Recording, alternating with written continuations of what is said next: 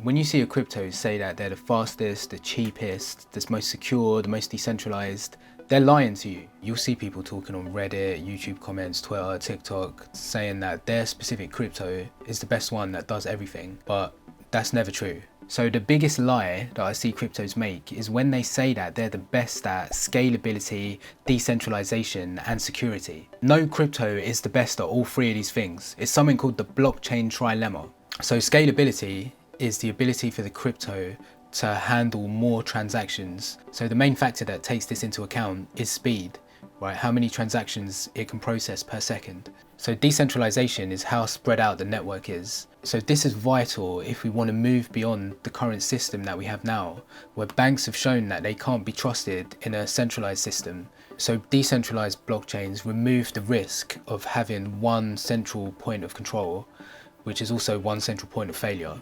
And security is how well the blockchain can defend itself from attacks. So the problem is, developers have to sacrifice one of these, right? They can only choose 2 out of the 3. So when you look at Bitcoin and Ethereum, they're very secure and decentralized, which makes them the most trusted networks in the space. But as a trade-off, they're not very quick. So the reason this happens is when the networks become more decentralized, more computers join the network, right? These are called nodes. Because there's more computers in the network, more of them have to verify the transaction, which takes more time. So when you're looking at the other big cryptos as well, Solana compromises security. So Ripple, XRP, has very fast and cheap transactions, but there's virtually zero decentralization. And coins like DOT, Matic, Algorand, Stellar, Cosmos all sacrifice decentralization to some extent. So some ways they sacrifice decentralization is by picking what nodes they want on the network, so picking what computers they want to validate and verify the transactions, and also controlling things like the token distribution.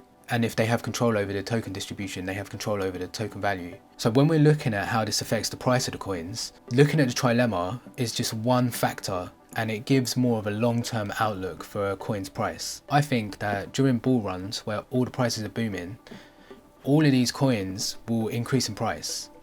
But in a bear market where all the prices have dropped for a long time, the coins that sacrifice security or decentralization, their prices will drop the most, because by sacrificing one of these, you're making the network less trustworthy, and so less people will bank on it for the long term. So when you see people talk about how Ethereum can't match the other cryptos in terms of speed and cost of transactions, they could do that, right? They could make the decision to sacrifice decentralization and security.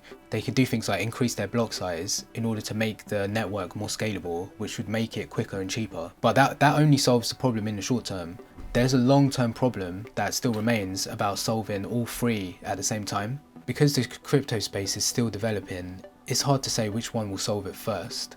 Ethereum looks the most likely to solve this in the long term with Ethereum 2.0, but also Cardano, Polkadot and Solana are all trying to solve the trilemma in their own way. So just remember, yeah, if a project says that they have perfect decentralization, scalability and security, they're lying to you.